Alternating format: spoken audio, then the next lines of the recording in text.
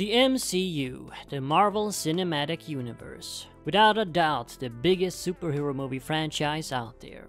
I guess it was just a matter of time before I finally talked about it. Since I'm all about villains, I'm naturally going to talk about the MCU villains. Now here's the thing though, the villains of the MCU are known to be pretty underwhelming. After all, these movies have a formula of placing all the focus on the heroes, often leaving the villains as mere afterthoughts. Needless to say, the villains suffer for it. They're usually pretty bland, basic, and forgettable. Still, despite that, I'm going to rank what I think are the top 10 best MCU villains. Not really an easy list to make. And yes, I have seen all the MCU movies, and yes, this list will only include the movies, none of the TV show spin-offs. Before we get started, I do want to remind you that this list is simply my own personal opinion, so instead of going crazy because one of your favorites is missing or one of your most hated ones is included, calm down and write your own list in the comments instead. Anyway, here we go. Number 10. Red Skull from Captain America. Red Skull is one of my favorite Marvel villains. He may in fact even be my very favorite Marvel villain, so I just had to squeeze him in on the list. He's not bad in the movie either, he just suffers from what a lot of these rogues suffer from, a bad case of the blandness. Yeah, Hugo Weaving's Red Skull is kinda bland. In the comics, Red Skull is one of the creepiest and most evil villains of the Marvel Universe, but the movie version didn't really have the balls to match that. Instead of a sadistic, psychotic Nazi, he comes off more as just a generic, power-mad supervillain, your basic bad guy.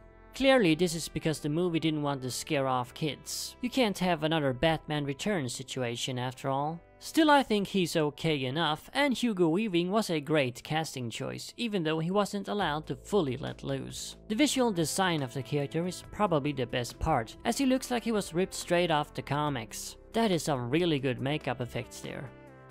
Number 9. Mysterio from Spider-Man Far From Home.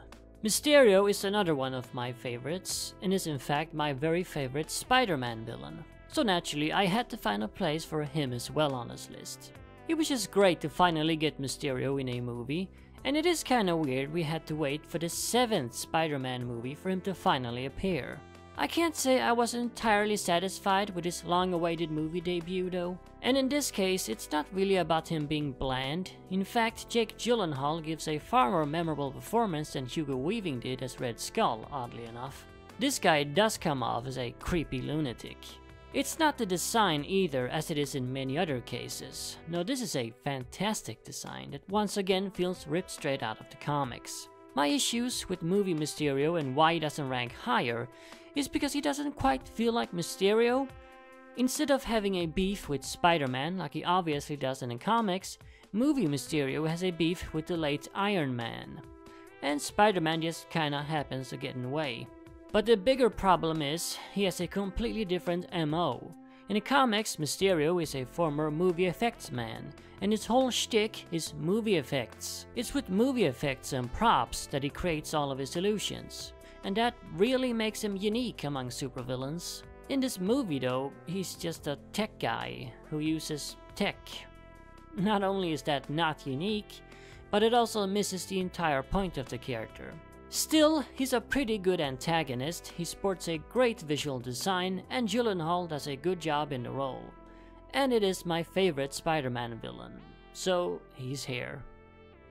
Number 8. The Vulture from Spider-Man Homecoming. Another Spider-Man rogue. I don't like the Vulture nearly as much as I like Mysterio, but when it comes to their movie versions, I can't deny Vulture wins out. First of all, he's played by Batman. Second of all, he's actually established as Spider-Man's archenemy in the movie, not some other heroes. And he's also simply written better.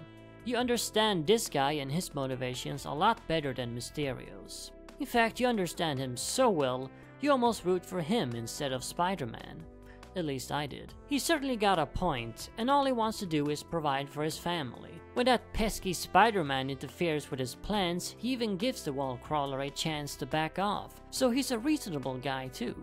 There is one fundamental problem with this movie Vulture though. He works a lot better when he's out of the costume, and you actually get to see Michael Keaton act. That's a pretty big issue when the costume is a large part of the character. If they had found a way to make him as dynamic in costume as out of it, I definitely would have ranked him higher. Number 7. Loki, from a whole bunch of movies. Yeah, here's one ranking I know is gonna piss off a lot of people. But remember, this is just my personal opinion. Most people would of course rank Tom Hiddleston's Loki a lot higher. He's one of few MCU villains people in general agree is pretty great. Now, I like Loki too. I mean, obviously, I'm putting him on the list after all, but I'm not quite as crazy about him as the majority is. For starters, I feel he had a pretty underwhelming start. In the first 2 movies to feature him, Thor and the Avengers, I find him to be pretty bland. Your standard power-mad MCU bad guy. Sure, he had some family issues that made him a little bit more interesting than, say, Red Skull or Ironmonger, but not a whole lot. It was really later on, when the character continued to appear in movies, that I grew to like him. He evolved throughout the movies, and you also simply got used to him. He became an integral part of the MCU. Like, it wasn't really the same without him. You expected him to show up. Another thing that got better later on was his personality. Loki is supposed to be the god of mischief. He's a joker, a prankster. But in his early appearances, you really don't get that. He's mopey and whiny and serious. Where are the pranks? Where's the playful personality? Well, that did start to show up later. So yeah, if Loki had never appeared beyond his first movie, I probably wouldn't even have included him on the list at all. So it's a good thing that he did. Number 6 is a tie between Hela and the Grandmaster from Thor Ragnarok, played by Cate Blanchett and Jeff Goldblum respectively. On paper, these 2 guys are pretty basic and bland too, especially Hela, just another power-hungry supervillain. It's really only one thing that makes me like them so much: the performances. For once, the actors playing MCU villains were finally allowed to let loose and just go crazy. In the Grandmaster's case, that simply meant Jeff Goldblum doing what he always does, being Jeff Goldblum. It's not really the Grandmaster we see in the movie, it's Jeff Goldblum, as a space dictator, with a really quirky design. How can anyone not like that? In Hela's case, it's Cate Blanchett going completely over the top, and giving us perhaps the campiest MCU villain of them all. Her goofy dramatic poses, her line delivery, it's like something out of the 60s Batman show. She's the only MCU villain that really feels like a comic book supervillain. Plus, she sports one of the best costumes too. It's really out there, which goes perfectly with Blanchett's performance.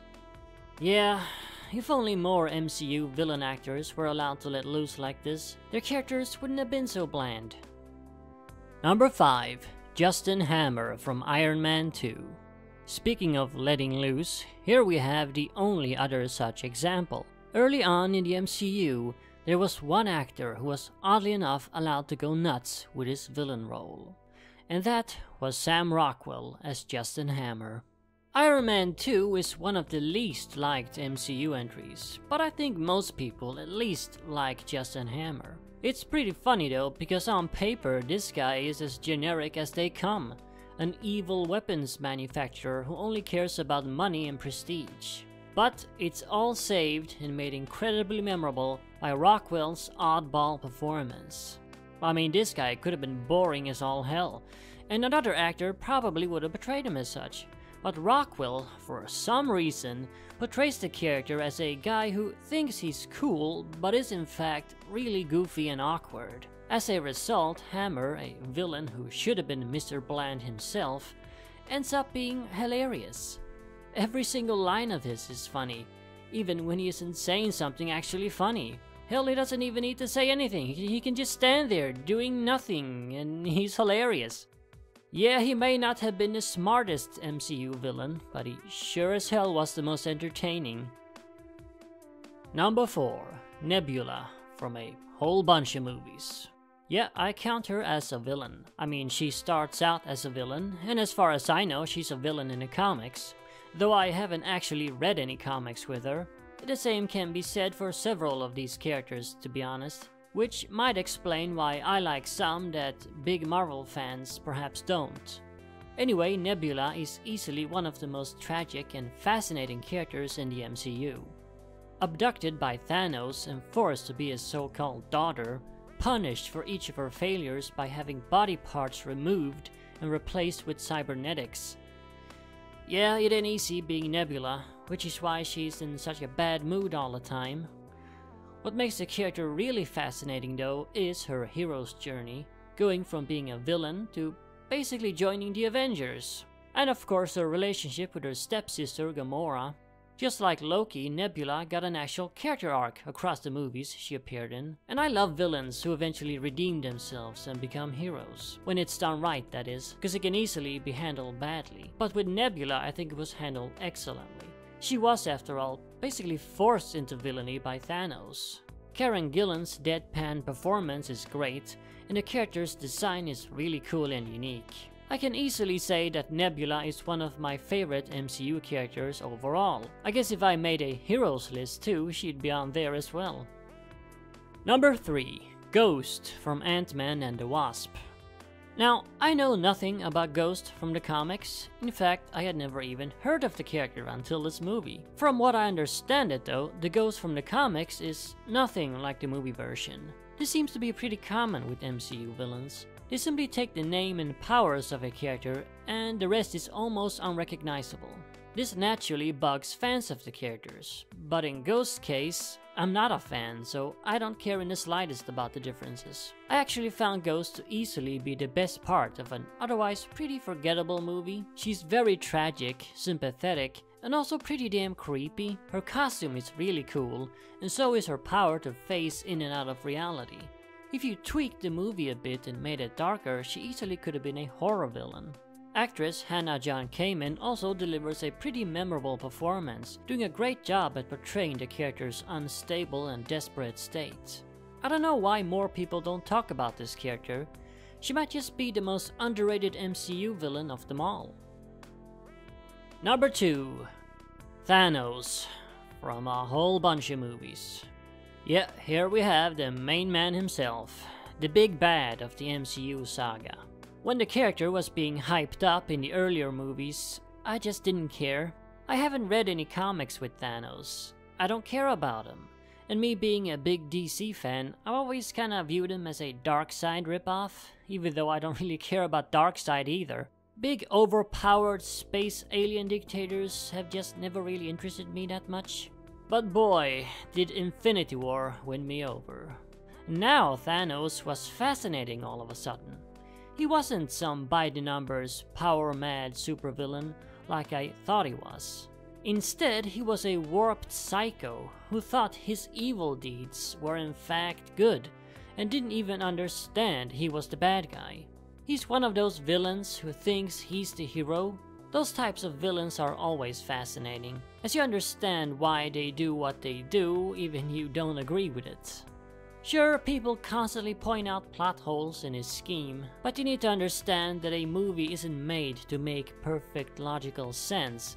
It's made to tell a story.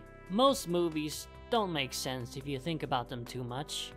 Anyway, yes, you can definitely say I jumped onto the Thanos bandwagon after Infinity War, when at first I just did not care. It's gonna be tough for the MCU to match Josh Brolin's Thanos, an overpowered supervillain who's also really interesting. I wish him good luck. And now for my personal favorite MCU villain. Number 1. Ultron. I remember when exiting the theater after having just seen Age of Ultron that I exclaimed that finally we have a really good MCU villain. Disregarding Justin Hammer, I had up until that point been really disappointed with the Marvel villains. They served their purpose well enough for the stories, but they were all pretty boring. I want villains to steal the show, and that is exactly what Ultron did. James Spader is great in the role. He's got a fantastic voice that's both creepy and soothing at the same time. The character sported a really cool and memorable design. His motivations were really interesting. He was basically a proto-Thanos, a villain who thinks he's the hero and believes that he's actually doing something good. And it was also pretty funny and quirky too.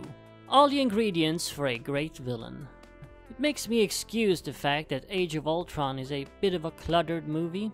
At least it has a fantastic villain. I am aware of the fact that fans of Ultron from the comics don't like the movie version too much. Apparently, he's another case of a character that's done very differently from the source material. I wouldn't know myself, as again, Ultron is another Marvel villain I'm not familiar with in the comics. But I do understand, as I complain about Mysterio and Red Skull not quite being like their comic book counterparts. But again, in Ultron's case, it doesn't bug me. He was my favorite back in 2015, and he still is today.